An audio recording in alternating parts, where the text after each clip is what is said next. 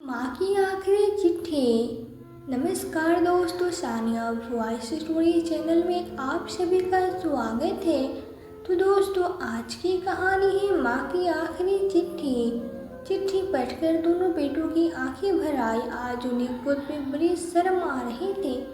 दोनों अपने मामा जी के कदमों में गिरकर फूट फूट के रोने लगे। हमसे बहुत बड़ी गलती हो गई मामा जी, हमें माफ़ कर दीजिए। मोहित बाबू बोले, अब तुम्हारी माफ़ी तुम्हारी माता तक नहीं पहुंचेगी। बहुत देर कर दी बेटा तुमने अपना पश्चाताप करने में। जिस माँ को तुमने इतने दुख दिए वो तुम लोगों को कभी माफ़ नहीं करेगी। एक दुखी माँ की हाय कभी खाली नहीं जाती। उसने तो अपना हर फर्ज निभाया, बल्कि जिस पे तुम लोगों का हक था जाते जाते वो भी तुम लोगों को खुशी खुशी दे गई। पास के दोनों की पत्नियां तमक कर बोली, अरे क्या बच्चों की तरह रोना धोना लगा रखा है, बंद करो ये सब। अच्छा हुआ दोनों चले गए। कब से जीना हराम कर रखा था, कभी यह हो गया तो कभी वो हो गया। एक पल चैन से नहीं जीने देते थे। अब कम से कम सुकून तो मिलेगा। और रोना धोना किस बात का, जो चाहिए था वो तो बुढ़िया सब कुछ दे गई। अब किस बात का रोना रो रहे हो। हाँ दीदी, आप बिल्कुल सही कह रही हैं। जाते जाते बुढ़िया ने बस एक ही अच्छा काम किया है, अपना दिखावा। मैं भी अपने लिए डायमंड रिंग और डायमंड नेकलेस लूँगी। मेरी सभी सहेलियों के पास डायमंड की चीज़ें हैं, बस मेरे पास नहीं है। कब से इन्हें बोल रही हूँ पर हर बार यह मना कर देते हैं। दोनों भी सपने ही देख रहे थे कि अचानक दोनों के गालों पे पड़े थप्पड़ की गूंज से दोनों शने रह गए। बेशरम औरत, यहाँ माँ की चिता की राख अभी ठंडी भी नहीं हुई और तुम इधर उनके जाने की खुशियाँ मना रहे हो। तुम दोनों के कारण आज हमने अपने मम्मी पापा को खो दिया। तभी मोहित बाबू बोले, अब तुम्हारे इन थप्पड़ से मेरी बहन बहनोई वापस नहीं आने वाले हैं। तुम जैसी नालायक औलाद भगवान किसी को ना दे। अच्छा तब अगर भगवान मेरी बहन को तुम जैसे बेटे न देकर दो बेटी दे देता। याद रखना तुम्हारी भी औलाद है और इतना तो समझदार तुम्हें बच्चे भी अब हो गए कि वो अब अच्छे से समझ सकते हैं कि उसके माँ बाप ने अपने माता पिता के साथ कैसा सलूक किया है। जो तुमने अपने माता पिता को दिया है वही सब सूझ समझ तुम्हारी औलाद तुम्हें वसूल भी करेगी। याद रखना बेटा, कर्मा लौट कर ज़रूर आता है। बस कीजिए मामा जी अपना ज्ञान बांटना। आपको क्या पता हमें कितनी तकलीफ होती थी। पत्नी अभी भी बेशरम की तरह बोले जा रही थी तो आकाश और विकास ने अपने माँ के सामने ही दो थप्पड़ फिर से अपनी पत्नियों के गाल पे जड़ दिए। बेशरम, किसी मिट्टी की बनी हो तुम औरतें जो दूसरों के माँ बाप का दर्द ही नहीं समझती। अरे औरत के नाम पे कलंक हो तुम लोग। अपने माँ बाप के दुख दर्द के लिए तो एकदम से तड़प उठती हो और दूसरे के माँ बाप के दुख दर्द से तुम्हें कोई फर्क नहीं पड़ता। अब मांगता भी हमारे साथ सड़क पे, तब पता चलेगा तुम्हें कि दाल रोटी का क्या भाव होता है, कैसे माँ बाप का अपमान किया जाता है। इतना कहकर दोनों बेटे अपने माता पिता की तस्वीर के आगे फूट फूट के रोने लगे। अरे हम क्यों भीख मांगेंगे, भीख मांगे हमारे दुश्मन, हमारे माता पिता अभी जिंदा है। वो अपनी बेटियों को ऐसे दुख दर्द में कभी देख नहीं सकते। दोनों बहुओं की माँ ने जब अपने बेटों की ऐसी करतूत सुनी तो दोनों की माँ ने सबके सामने एक एक थप्पड़ खींच कर रख दिया। खबरदार, अगर उस घर में जाकर कदम भी रखा तो अपने देवी देवता समान सास ससुर की सेवा नहीं कर सकते। अब हमारे घर भी अगर आग लगाना चाहते हो, और वैसे भी वो घर अब हमारा कहाँ रहा। तुमने भैया भाभी का घर है और मैं नहीं चाहती कि तुम हमारे घर में आकर आग लगाओ। मेरे बेटे बहू बहुत अच्छे हैं, इसलिए मैं उन्हें तुम्हारी वजह से कोई तकलीफ नहीं होने दूंगी। इसलिए तुम्हें भीख मांगनी है, तुम मांगो, जहाँ रहना है रहो, उसे हमें कोई मतलब नहीं। सब तुमने हमारी इज्जत का मान सम्मान ही नहीं रखा तो किसकी बेटी और कैसी बेटी। अपने माता पिता का ऐसा रूप देखकर दोनों की पत्नियां अपना सिर पकड़ के बैठ गईं और याद करने लगे कि किस तरह से उन्होंने अपने माता पिता यानी कि सास ससुर को दुख दर्द दिए थे। आशा जी सुबह सुबह अपने पति रामकिशन जी को एक्सरसाइज करवा रही थी। अभी 2 महीने पहले उन्हें पैरालाइज अटैक आया था, जिस कारण उन्हें अपना गांव का घर छोड़कर रामकिशन जी के इलाज के लिए बेटे के पास शहर आना पड़ा। अभी एक्सरसाइज करवा ही रही थी कि बेटे ने उनके कमरे में दस्तक दी। आशा जी बेटी को देखकर बोली, क्या बात है बेटा, आज माँ बाप के कमरे में कैसे भूल कर कदम रख दिए? आकाश बोला, माँ आप तो ऐसे बोल रही हैं जैसे आप ही अकेले पापा जी को देख रहे हैं। भूलिए मत, यह मालिश वाली पापा की दवाई और डॉक्टर की फीस सब मैं अपनी जेब से भर रहा हूँ। बस काम के चक्कर में मुझे फुर्सत नहीं मिलती। आप लोगों का हाल चाल पूछेंगी तो इसमें मैं क्या कर सकता हूँ? और आप तो जानती हैं कि मेरी अभी नई नई शादी हुई है। आप लोग की वजह से मैं बेचारा नेहा को भी वक्त नहीं दे पाता हूँ। उसने तो मना कर दिया था आपको यहाँ बुलाने के लिए। वहीं पर उसके लिए एक नर्स का इंतज़ाम कर दीजिए, क्योंकि आप लोगों के आते ही हमें प्राइवेसी नहीं मिलेगी। और देखो वही हो रहा है, इसलिए मैं सोच रहा था कि आपको आज गांव भेज आता हूँ। पापा का तो पता नहीं कब वो ठीक होंगे और ठीक होंगे या भी नहीं, कौन जानता है। आप लोगों को गांव चले जाइए, मैं और नीतू कल ही हनीमून के लिए निकल रहे हैं। बड़ी मुश्किल से उसके लिए छुट्टी ली है, बेचारी जब से शादी हुई है इस घर में कैदी बन के रह गई है। इसलिए आपसे बोलने आया था कि आप आधे घंटे में अपना सामान पैक कर लेना। बेटे की बातों ने उनकी आंखें भर आई और नम आंखों से बोले, बेटा हमें गाँव मत छोड़ो, तुम तो जानते हो मेरे भी घुटनों में दर्द रहता है। यहाँ शहर में तुम्हारे पापा को डॉक्टर के पास ले जाती हूँ तो मुझे कोई परेशानी नहीं होती, लेकिन गांव में तो जल्दी से ऑटो रिक्शा कुछ नहीं मिलता। घंटों तक खड़े रहकर ऑटो गाड़ी का इंतज़ार करना पड़ता है। तुम लोगों को घूम कर आना है तो आ जाओ बेटा, मैं घर की ही देखभाल कर लूँगी। दरवाजे के बाहर खड़ी नीतू आई और बोली, मम्मी जी ऐसा कैसे, मैं आपको अपने इतने आलीशान घर में अकेले छोड़ दूँ? इतनी महंगी महंगी चीज़ें दी हैं मेरे मम्मी पापा ने मुझे, और आप लोगों को कुछ नहीं पता। और आप ही तो कहती हैं कि लोगों की नीयत बदलती देर नहीं लगती। तो बस आप अपना सामान पैक कीजिए। आकाश आप जल्दी चलिए, पैकिंग भी करनी है वरना हमारी फ़्लाइट छूट जाएगी। आशा जी नम आंखों से बेटी को उम्मीद भरी नज़रों से देखती रही, लेकिन नीतू उनका हाथ पकड़ के वहाँ से खींचते हुए ले गई। अपनी पत्नी को वह बेबस और लाचारी देखकर रामकिशन जी की आंखें भर आई थी। कुछ घंटे बाद बेटा बहू उन्हें गांव छोड़कर अपने हनीमून के लिए निकल गए थे। बेटे ने हनीमून जाने की जल्दीबाजी में पिता के लिए नर्स का इंतज़ाम किया और न ही दवाई खाने पीने के खर्च के लिए पैसे लेकर गया था। बड़ा बेटा बहू ने तो पहले ही अपने बूढ़े माता पिता की सेवा करने से इनकार कर दिया था। आशा जी ने अपने पास रखे कुछ पैसे और अपने गहने बेचकर रामकिशन जी का कुछ दिनों तक इलाज जारी रखा। फिर मजबूरी में पड़ोस से अरुणा जी रहती थी। उन्होंने आशा जी की हर परिस्थिति में उनका साथ दिया था। वहीं अपने बेटे से कहकर आशा जी और रामकिशन जी को बेटे की गाड़ी से डॉक्टर तक पहुंचाया करते थे। समय बीत रहा था, लेकिन रामकिशन जी की हालत में कोई सुधार नहीं हो रहा था। एक दिन रामकिशन जी दीवार का सहारा लेकर बाथरूम में जा रहे थे, तभी उनका बैलेंस बिगड़ा और वो धम से फर्श पर जा गिरे। आशा जी वहीं पति के पास बैठी हुई थी और पता नहीं उसकी कैसी आंखें लग गई थी। रामकिशन जी जो उनकी हालत में बहुत तरस आ रहा था कि मेरे कानों से दो पल का भी आराम नहीं मिलता। बस यही सोचकर उन्होंने आशा जी को नहीं उठाया था। अचानक गिरने की आवाज़ से आशा जी की आंखें खुली तो उनके होश उड़ गए थे और उनके चीखने की आवाज़ सुनकर अरुणा जी भी वहां पहुंची थी।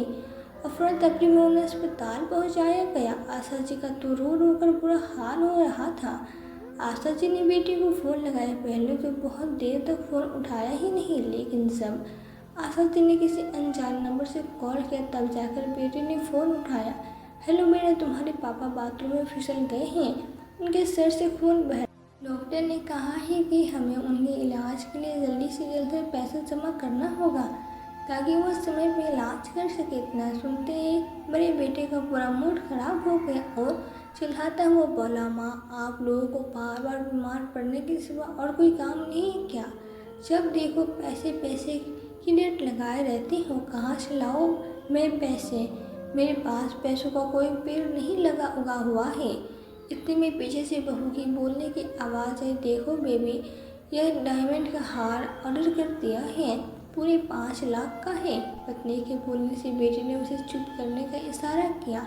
बेटे की बातें सुनकर आशा जी की आंखें भर आई। पत्नी को 5 लाख का हार दिला रहा है, लेकिन जिस पिता ने अपनी पाई पर जोड़ कर उसे लखपति बनाया है, इस लाचार पिता के इलाज के लिए बेटे के पास चंद पैसे नहीं हैं।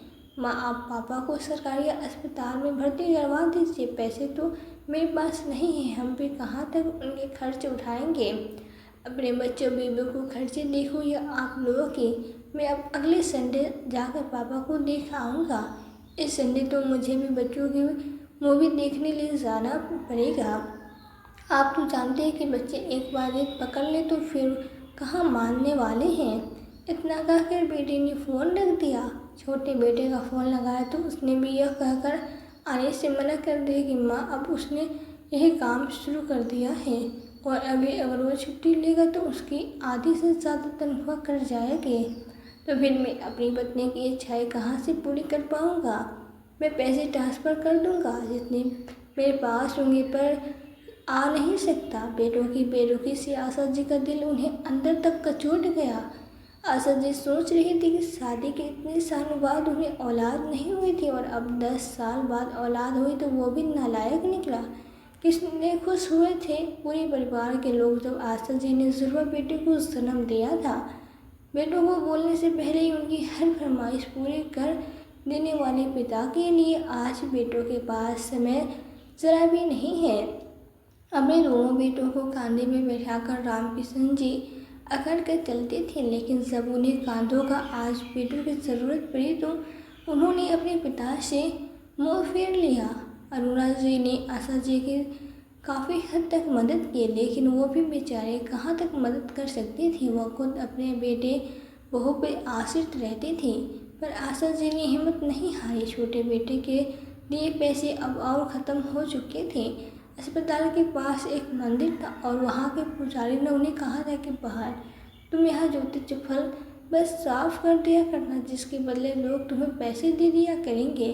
अब मंदिर में सुबह शाम आरती के वक्त वो जूते चप्पल उठाकर साफ करके एक तरफ रख देती तो उन्हें वहाँ से पैसे मिल जाते थे। और कोई तो भोला आदमी होता, फिर वो काफ़ी हद तक आशा जी की मदद हो जाती थी। दोनों वक्त मंदिर का प्रसाद वो अपने पति के लिए ले जाती। एक दिन जब आशा जी के भाई को पता चला तो विदेश में रह रहे अपने बेटे बहू के पास है, तुरंत अपनी बहू से मिलने के लिए निकल पड़े। जब अस्पताल के पास पहुंचे और उन्होंने अपनी बहन को अपने पति के इलाज के लोगों के जूते चप्पल साफ करते हुए देखा तो उनकी आंखों में आंसू आ गए। सामने भाई को देख आशा जी भी फूट फूट के रो पड़ी। यह हाल बना रखा है बहन तूने, और तूने मुझे खबर क्यों नहीं दी? इतना सब हो गया और तूने मुझे खबर तक नहीं की क्या? इसी दिन को दिखाने के लिए इस भाई को राखी बांधी थी और मैं भी अगर तो तेरी रक्षा करने की कसमें खाता था क्या? मुझे अपने भाई पे भरोसा नहीं था? एक बार बताना ज़रूरी भी नहीं समझा? इतना पराया समझ लिया तूने अपने भाई को? आशा जी कुछ नहीं बोली, बस भाई के गले लगकर रोए जा रही थी। अस्पताल के लोगों ने भी जब भाई बहन का ऐसा मिलन देखा तो सभी की आंखें नम हो गई। आशा जी भाई के साथ अस्पताल पहुंची। उनका हाल चाल लेकर आकाश बाबू ने उन्हें एक अच्छे हॉस्पिटल में भर्ती कराया, लेकिन बदकिस्मत से रामकिशन जी में ज़्यादा दिन जीवित नहीं रह सके। बेटों को खबर पहुंच गई तो अगले दिन बेटे मौके पर पहुंच गए थे। मोहित बाबू का दिल तो कर रहा था कि नालायक बेटों को अभी तक की मार के घर से बाहर निकाल दो और रामकिशन जी को हाथ में न लगाने दो, लेकिन आशा जी उन्हें ऐसा करने से मना कर दिया कि उन्हें जो किया वो उसके कर्म और संस्कार थे, उसका फल उन्हें वक्त देगा। बस क्रियाकर्म खत्म हो चुका था। तो बेटे एक दूसरे से खुसर खुसर करते हुए बोले, भैया जरा इधर आना। यह कहकर आकाश ने विकास को अलग बुलाया। आकाश बोला, भैया आगे का कुछ सोचा है? मतलब आकाश ने बोला, तो भैया माँ का क्या करना है? अब पापा तो रहे नहीं तो माँ का अकेले रहने का सवाल ही नहीं उठता। ऐसे में हमें ही उन्हें रखना पड़ेगा। विकास बोला, तेरी भाभी भी मुझसे यही कह रहे थे। खैर पापा के 13वीं निपटाने दो, फिर सोचते हैं क्या करना है। आकाश बोला, देखो भैया, मेरा तो आप जानते ही हैं, जैसे तैसे खुद के परिवार की गाड़ी खींच रहा हूँ, ऐसे में माँ का खर्चा उठाना भारी पड़ेगा। ऊपर से माँ तो ज़्यादा समय बीमार ही चलती हैं, उनकी दवाइयों का खर्चा, यह सब सोच कर ही मेरे हाथ पर ठंडे हो रहे हैं। विजय बोला, मेरा भी तो हाल कुछ ज़्यादा अच्छा नहीं है। अब मैं भी तो कोई करोड़पति हूँ नहीं। देखा जाए माँ किसी के पास भी रहे, खर्चा तो ज़्यादा ही होगा, इसलिए बीच का रास्ता निकालना पड़ेगा। इन दोनों के पिता का निधन अभी अभी हुआ था और ये लोग अपने पिता के लिए सुख मनाने के बजाय अपनी माँ को कैसे रखेंगे, ये सोच कर परेशान थे। दोनों भाई नौकरी के सिलसिले में अलग अलग शहर में रहते थे। बूढ़ी माता पिता यहाँ अकेले खुद के मकान में रहते थे। बड़ी अजीब बात है ना, माँ कभी अपने बच्चों को बोझ नहीं समझती, चाहे 4 बच्चे हो या 6 बच्चे, बच्चे कितने भी हों, एक माँ को बोझ समझने लगते हैं। फिर उनके पिता के 13वीं के बाद दोनों भाइयों और उनकी पत्नियां आशा जी के पास गए। ये लोग आपस में बात करके ये योजना बनाए थे कि माँ को कोई भी अपने पास ज़्यादा दिन नहीं रखेगा। 1 महीना आ जाए तो 1 महीना विकास रखेगा, इससे दोनों का बराबर का खर्चा होगा। फिर यह मकान बेचकर दोनों बराबर बराबर बांट लेंगे। आकाश बोला, माँ आपसे बात करनी थी। आशा जी, हाँ जानती हूँ। बेटे आश्चर्य से बोली, आप जानती हैं? आशा जी, माँ हूँ तुम दोनों की। जब तुम लोगों ने बोलना नहीं सीखा था तभी तुम्हारी माँ के मन की बात समझ जाती थी, तो आज नहीं समझूंगी। दोनों भाई हैरानी से अपनी माँ की ओर देख रहे थे। आशा जी बोली, तुम्हारे पापा ने पहले कभी मेरी जिम्मेदारी तुम लोगों पर डाले और न ही उसके लिए मुझे अकेला छोड़ कर गए हैं।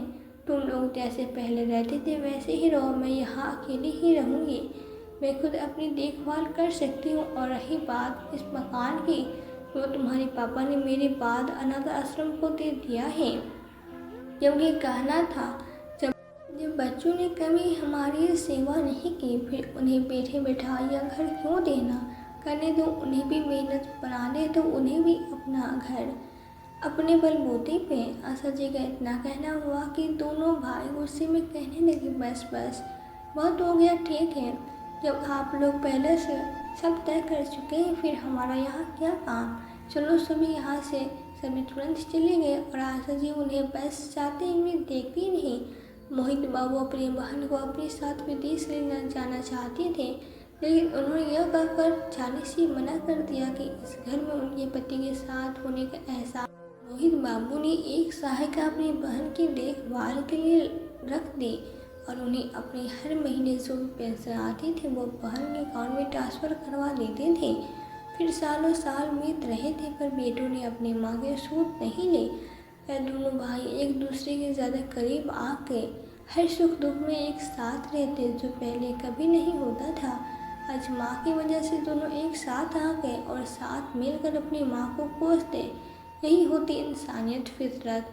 भले इस सुख दुख में हम एक दूसरे को याद ना करें, पर जब हमें किसी के खिलाफ गुजारना होता है तो उस वक्त सोचते हैं एक से भले 2। समय बीत रहा था। आशा जी अपने पति की जुदाई सहन नहीं कर पा रही थी।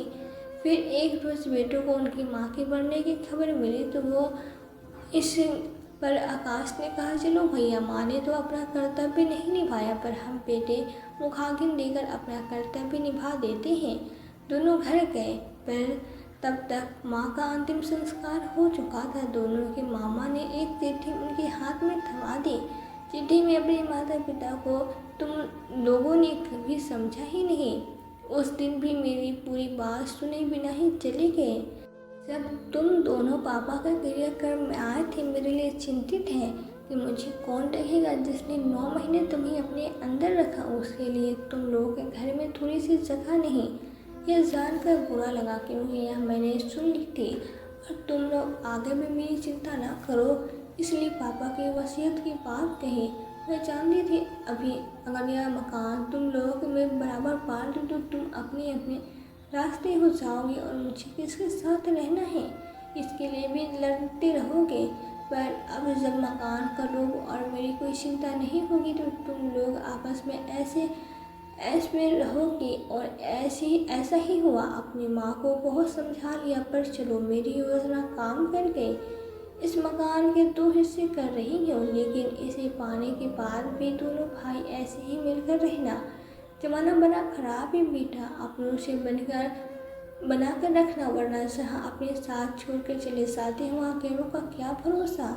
जब तुम यह चिट्ठी पढ़ रहे हो मैं इस दुनिया से जा चुकी होंगी, पर मेरे लिए तुम लोग मेरे बच्चों के ही रहोगे, इसी बात में कोई संदेह ना रखना। पापा भी हमेशा तुम लोगों को ये बात याद करते थे। एक बार तो बस इस बात की है कि तुमने अपने पिता के दुख उनके साथ नहीं दिया। तुम्हारी माँ चिट्ठी खत्म होते होते वहाँ सभी की आंखों में आंसू आ गए, पर अब कौन किसे क्या कहता। इसके बाद बारे में हमने कभी नहीं सोचा। वो हमारे बारे में इतना सोच रही थी और अपने अंदर इतना कुछ लेकर हमें हमेशा के लिए अपराधी बनाकर चली गई। दोनों भाई अब यही सोच रहे थे, पर क्या करें, इससे कुछ बदलाव आएगा क्या?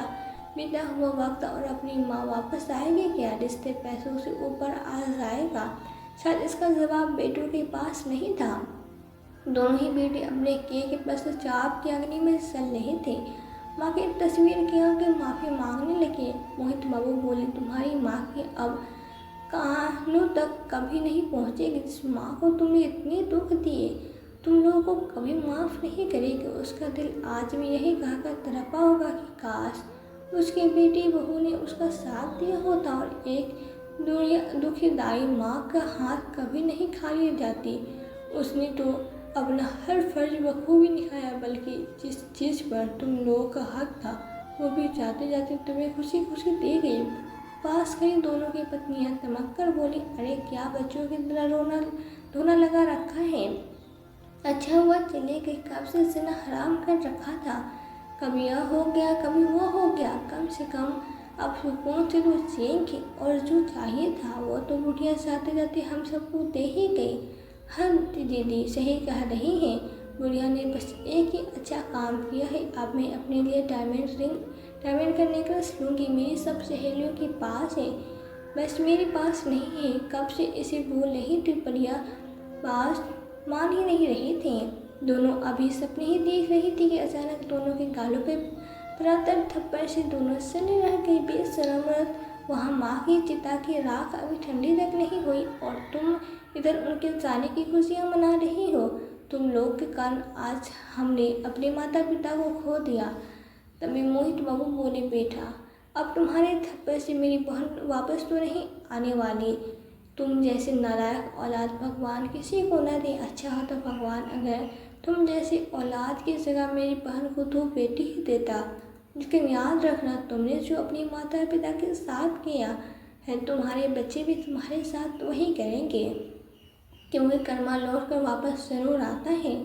सारे क्रियाक्रम खत्म करवा कर मोहित बाबू ने आंखों में अपने बेटी बहू के साथ वापस विदेश लौट गए। दोनों बेटों ने अपनी पत्नियों को खूब खरी खोटी सुनाए, खूब शर्मिंदा किया। जिस माँ बाप के पैसों पर घमंड था वो अपने बेटों की ऐसी करतूत सुनकर उन्हें वहीं छोड़कर चले गए। बेटी ने अपनी माँ की दी हुई सारी जायदाद एक वृद्धा आश्रम को दान कर दी। ये सोच कर के काश कुछ तो उनके पाप कम हो जाएंगे। तो दोस्तों कहानी पसंद आई हो तो वीडियो को लाइक करें, चैनल को सब्सक्राइब करें और हाँ बेल आइकन घंटी को दबाना ना भूलें। कहानी को पूरा देखने के लिए दिल से धन्यवाद।